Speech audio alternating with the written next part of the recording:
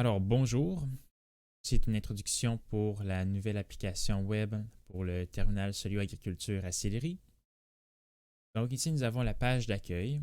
C'est ce que tous les camionneurs et administrateurs du port vont voir lorsqu'ils vont arriver sur la page web pour la première fois. Donc, ici, on a la version pour ordinateur, mais également une version pour tablette et téléphone. Ensuite, l'application fonctionne sur tous les navigateurs web, mais on recommande fortement d'utiliser Google Chrome. Donc, avant de débuter, on recommande d'installer l'application. Donc, ce que ça va faire, c'est que ça va prendre l'onglet web et puis ça va l'installer sur votre appareil, donc ordinateur ou téléphone. Et puis, ça va fonctionner exactement comme une application mobile. Donc, on clique ici, on l'installe, on autorise, et puis nous voilà, nous sommes sur l'application. Alors, clique ici pour débuter. Ici, c'est la page de connexion, mais avant tout, on va devoir se créer un compte. On entre nos informations.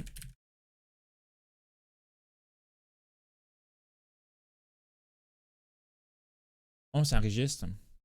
Et puis maintenant, on va recevoir un code par téléphone.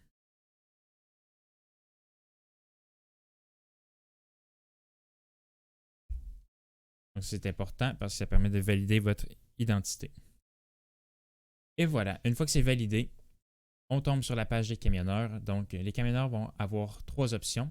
Soit de débuter un transport, signaler une arrivée une fois que leur transport va être débuté, ou bien de signaler un problème.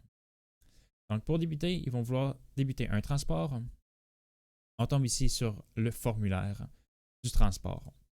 Donc, la compagnie de transport, ça va être Bastien. La plaque d'immatriculation de mon véhicule. Alors, on va dire que c'est ça. Ensuite, le nombre de remorques dont on détient. Ça, c'est à votre disposition, à la disposition du camionneur. Moi, j'en disposais juste une. Ensuite, la plaque d'immatriculation de la remorque. Une fois, je vais écrire n'importe quoi, mais c'est un exemple. Les produits chargés du maïs. Le nombre de produits que je veux charger. Je peux en charger autant que je veux, mais pour cet exemple, en 1. Le numéro de chargement et le nombre de tonnes pour ce produit-ci. Et pour finir, il faut une photo de l'intérieur de la remorque. Je la choisis. Est-ce que je détiens une carte du port? Je vais cocher oui. Et je soumets le formulaire. Et votre transport a été soumis. Donc ça, cette étape-là, c'est ce que les camionneurs vont devoir faire à chaque fois qu'ils débutent un nouveau transport. Donc, une fois que le transport a été soumis, là, je vais vous montrer maintenant sur la page des administrateurs ce qui apparaît.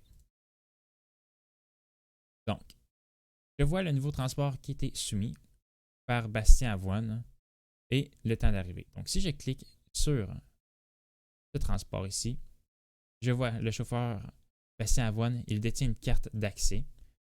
Je clique sur la remorque numéro 1 et voilà, je vois la photo qui a été soumise de l'intérieur de la remorque, le numéro de chargement ainsi que le nombre de tonnes pour ce produit-ci.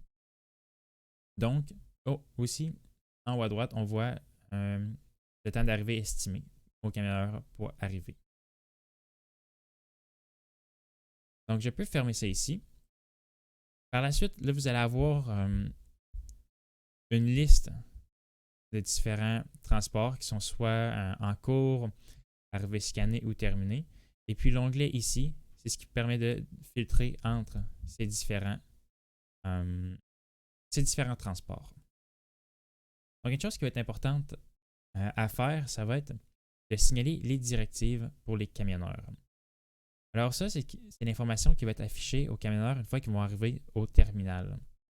Donc, par exemple, si je veux que les camionneurs se présentent à la ligne de chargement 2 et au silo numéro 3, je vais soumettre. Eh bien, maintenant, je vais vous montrer ce qui arrive pour les camionneurs. Maintenant, je suis le camionneur et puis j'arrive au terminal. Donc, je vais signaler mon arrivée. Donc, comme il mentionne ici, une fois arrivé au terminal, signalez votre arrivée pour recevoir les directives. Je signale mon arrivée. Et puis voilà, les directives qu'on vient de soumettre à la ligne de chargement numéro 2 et le silo numéro 3.